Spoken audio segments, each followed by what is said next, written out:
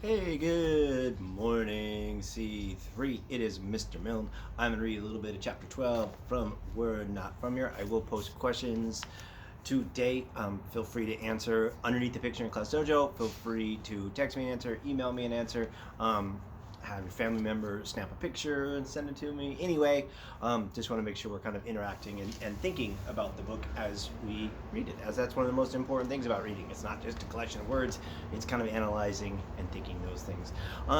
So in chapter 12, we have just get met. Dad has just been injured. That's kind of in chapter 10. He gets home from work, and I think one of the interesting themes about this book, and even though it's sci-fi and it's happening in the future, I think it's something that we can connect to with what's happening in our world today, is how is that image and how is that series of events played on TV? How does Choom television really help persuade the Choom people about what humans are like?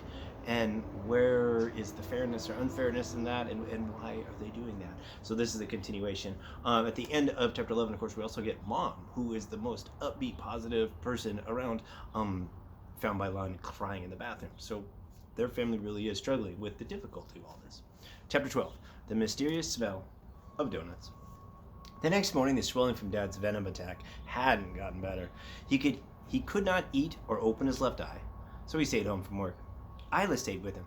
"Somebody has to take care of Dad," she said, lying curled up on the couch as she watched a Crick cooking show.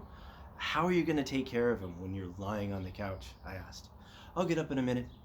It seemed unlikely, but I didn't want to make Mom and Dad upset by fighting with my sister. So I packed up some chow for lunch and went outside with Mom to wait for our pods. "And get my screen back from that Aurora!" Isla snarled at me as we left. "I'll try." Even though we had 2 spare screens, Isla was furious with me for letting Marv steal hers, because it had 20 Bird Lead episodes and all her old pop singer performances on it.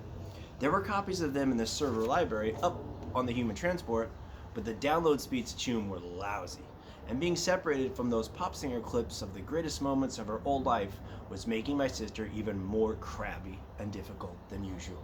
It made me suspect she was probably still watching them whenever she was alone, which was really irritating. Sulking over the past wasn't going to help us win over the Zuri, and we needed all the help we could get. We talked about this question before, but I really want you to notice and kind of analyze Isla as a character. What's she going through? What do her actions tell us about her? I think that is setting up one thing that we notice in a fiction book is how characters change and how that can tell us about what the obstacles they're going through are. So really do notice Isla's attitude, notice what Isla says, and kind of compare and contrast that with her brother Lon. A few dozen protesters were outside the fence at the far end of the subdivision. When they saw Mom and me walk onto the lawn, they started their "Humans go home" chant.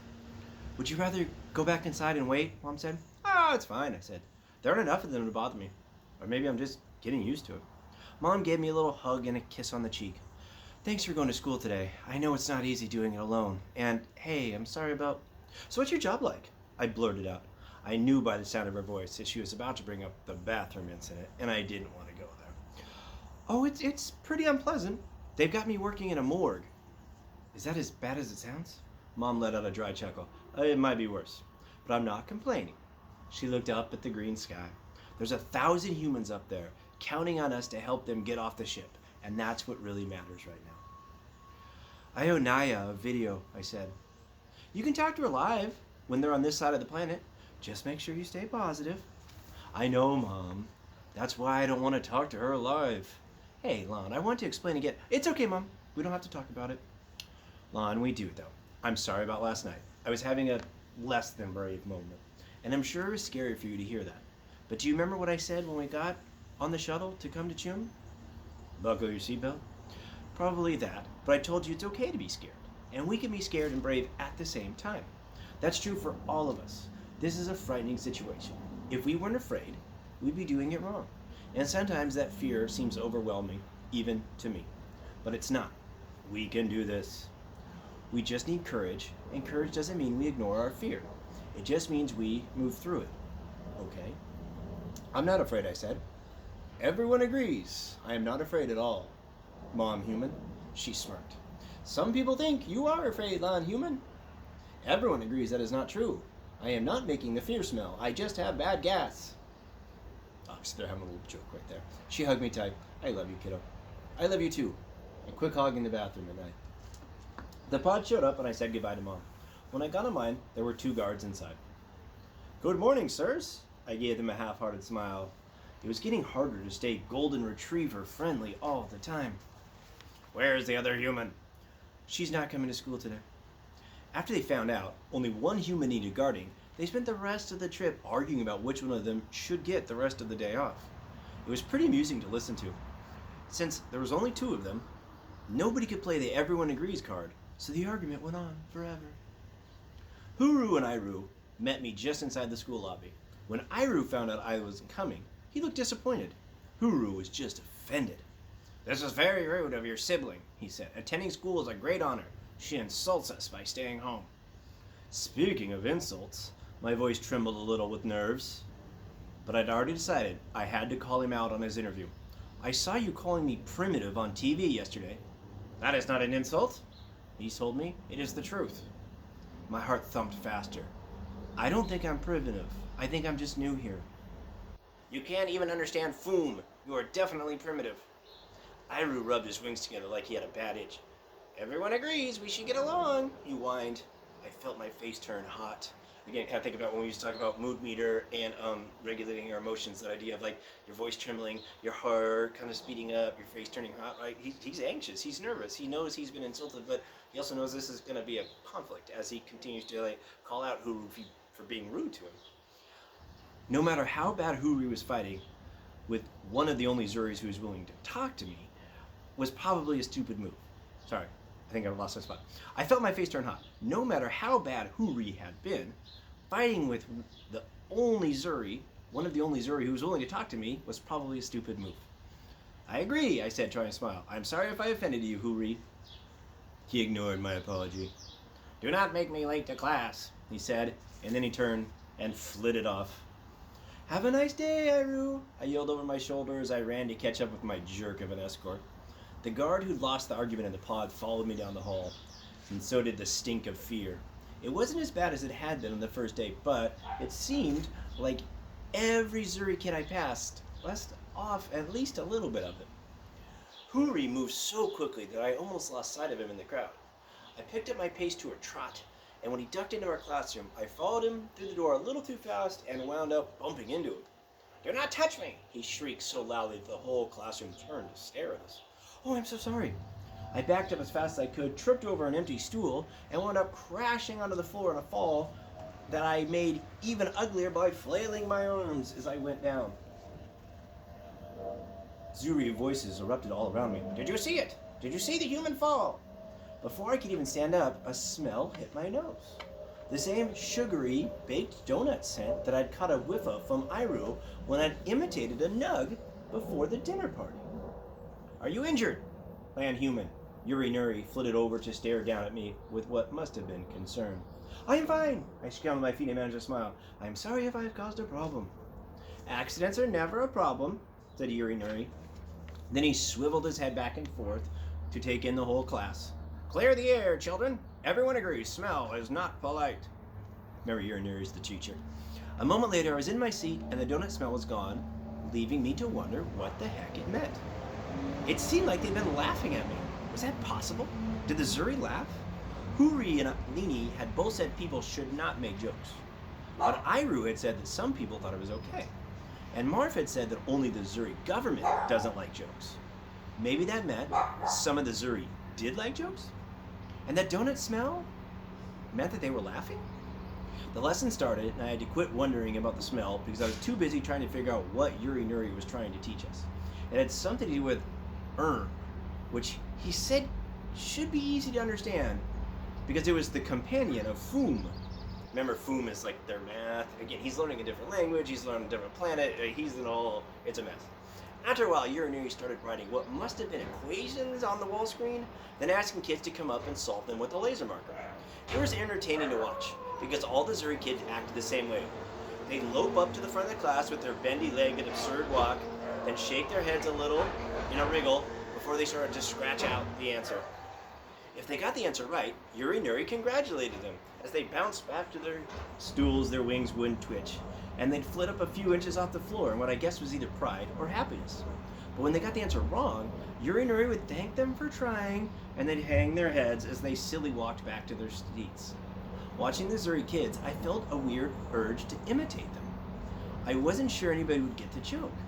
And even if I did, would they be offended? Would they appreciate it? Would they laugh? I didn't know. There's so much I didn't know. When Yuri and Nuri dismissed us for lunch, I tagged after Huri to ask about the smell. When I fell down in class today, people made us smell. They should not have made us smell. It was very rude of them. But what was it? I told you, it was rude. I know, but I mean, what kind of emotion were they making? The only thing more rude than making smell, Huri Nuri said, in a higher pitched whine than usual, is talking about smell. As we approached the lunchroom, I started to worry about what would happen when I saw Marv. She'd stolen Isla's screen, and I needed to get it back. What if she denied stealing it? What if I confronted her and she attacked me? She didn't seem violent, but even her friend Esger had said she was a criminal. What if she sat on me, or told Esger to bite my head off? As it turned out, I didn't need to worry. Marv and Esger were waiting for me in the corner where I'd eaten lunch with Isla the day before. When I walked over to them with Huri, Marv held up Isla's screen for me to take. "I am so sorry," she said. "I accidentally left your house while I was holding this in my hand." This was not an accident, Esger snarled at her. You stole it. "Esger, be quiet. I'm trying to be polite." "Oh, I'm just glad I got it back. Thank you for bringing it to me." I put Isla's screen in my bag, pulled out my lunch, and sat down next to Marv. She was taking up 4 Zuri-sized stools. So again, let's use our visualization technique. Pretend you're sitting down at school. Next to you is a 6-foot-tall marshmallow Ororu named Marv, and then next to you is a little green werewolf named Esger. Right? It's funny. Huri stared at Marv. Oh yeah, and then a 6-foot mosquito as well. Huri stared at Marv with giant compound eyes. You went to the human's home. "Oh yes," said Marv. "We are plotting a very daring robbery of Chum's largest bank." "Chum has banks?" I thought, as Huri drew his head back in what looked like horror. "That's not true." I said quickly, "She's making a joke." People should not make jokes, Huri whined. It causes smell. "Oh, I don't make smells," Marv told him. "And people should not sit near me if they don't like jokes, because I tell a lot of them." Huri glared at her and then turned to me. "If you eat your nutrition next to criminals, then you should be at school with your guides instead of me." "Please don't be upset," I told him. "I just want to live in peace with everyone." It's impossible to live in peace with criminals, he whined. Everyone knows that. And then he flitted off, leaving a whiff of gasoline smell in his wake. "Oh, geez. Huri," I said. So I stood up, fumbling to close my container of chow so I could follow him. "You are not choosing his company over ours, are you?" Marv asked. "I have to. He's my guide." I was having trouble closing my chow container while still keeping my eyes on Huri. He was headed for the faucets of food. A few more seconds, and I'd lose him for good in the thick crowd of Zuri. "We can be your guides," said Marv. "You're not in my class," I said. I finally managed to close the chow container. Huri was so far away now that I was going to have to run to catch up with him. I am in your class, Esger said. "You are?" I turned to look at him, completely losing track of Huri. Yes, Yuri Nuri, 696. Yesterday I was the one who asked if you ate other humans. "Oh my gosh, I'm so sorry." I studied Esger's face, trying to memorize his features so I wouldn't make such an embarrassing mistake again. "Why didn't you just say hello?" I didn't want to, and stop staring at me like that. "Sorry." It's getting me even more embarrassed. "For a crick, Esger is very friendly," Marv explained. "But for most species, he is not friendly at all. So, can we be your guides?" "I don't know if that's a good idea." "Oh, because we are criminals?" "No, of course not." "Actually, yes," I thought to myself. "It's just that I don't want this to sound offensive, but..." "Oh, don't worry about that. Whatever you say, we will not be offended. And if we are, Esger will bite your head off. But you will die instantly with very little pain. So don't worry about that either." I had no idea how to reply.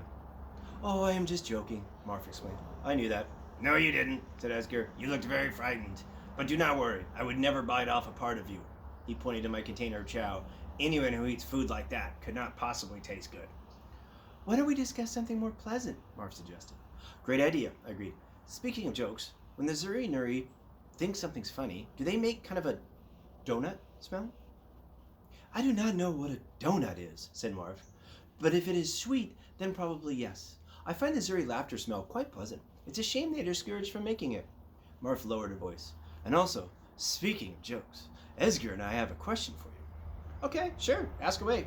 She and Esger both turned her heads and looked back at the guard, who was sitting a few feet behind us with his weapon in his lap, drinking his lunch. Esger lowered his voice too. We watched the videos that were on your sister's screen. The noises she made, with her mouth, and that machine that has strings. What were they? You mean when she was singing and playing guitar? Please speak more quietly, Marf whined me in a low rumble. Sorry. Is that what that is called? Esger asked. Singing. Those noises were very pleasant. I liked them a lot. I told Esger the noise is called music, said Marf. I nodded. That's right, I said in half whisper. And you liked it? This seemed like fantastic news. I liked it very much, said Esger. Can you make the music noises? No, sorry, I say. I don't play guitar, and I sing like a dog howls. I do not know what that means. Dogs are, never mind. I'm just a terrible singer. I do not care for your sister's music, Marf said, her rumbling voice so low that I worried my translator might not pick it up. Aurora ears don't much enjoy such high frequencies. But I tell you, one thing I did like, which I hated, Esger interjected, which Esger hated because he has very bad taste. The picture stories with the flying people. The Birdleys episodes? Yes! Marf nodded her head so hard her whole body shook. It was very amusing. You liked the Birdleys? That's amazing. It is a fascinating form of art. It's a series of pictures, yes? And they are combined at a speed to give the illusion of movement? Yeah, it's called a cartoon? Some of the funniest human shows ever were cartoons. I really enjoyed the cartoon, said Marf. I hated it so much, said Esger. Marf ignored him. Did the animals in the cartoons live on your planet with you? Kind of, I said. I mean, they did. But they weren't really like that at all in real life. They're called birds. And real birds have very tiny brains. So they don't talk or wear clothes or live in houses. So really the show is about humans. Everybody on the bird leads looks like a bird, but act like a human. Does that make sense? Not at all, said Esger. Does to me, said Marf. Do you have more episodes of this show? Yeah, I said, I have a bunch. May I come to your house after school? I would like to discuss them with you. Discuss them, I said, or watch them? Oh, both. Sure. What time do you want to come over? And what do you want to discuss? Marf turned her head again to look at the guard, who was making slurping noises as he rooted her on in his glass for the last drops of his lunch. The guard looked up, making eye contact with her. I will tell you later, said Marf. And that is the end of chapter 12. So we learned a little bit more about Zuri culture. We learned a little bit more about Esger and Marf. But I do want to kind of connect to notice all the stuff about Isla. She sings, she plays guitar, she was on Pop Singer. One of the things that she likes to do is watch the Birdleys episodes. Well, now we have these two other characters who are on Zoom. They also seem to like, well, not for Esger, they also seem to like singing cartoons. And can we do some predictions about how is this going to help Lon and Isla's family, right? If we have cultural things that people like singing, like music, like architecture, like food, that begins to connect us as people, as cultures. And so I want you to make some predictions of how is this going to end up helping this family maybe convince the people of Zoom that they're great species to have around, especially since the TV is so actively campaigning against that process. So again, what seems like kind of a funny, silly book has really a lot of depth to it and a lot of things to think about that we can connect with our own lives. It is Wednesday. Hopefully it's going to be sunny for a little bit. I look forward to talking to you later today about decimals. Have a great morning. Bye.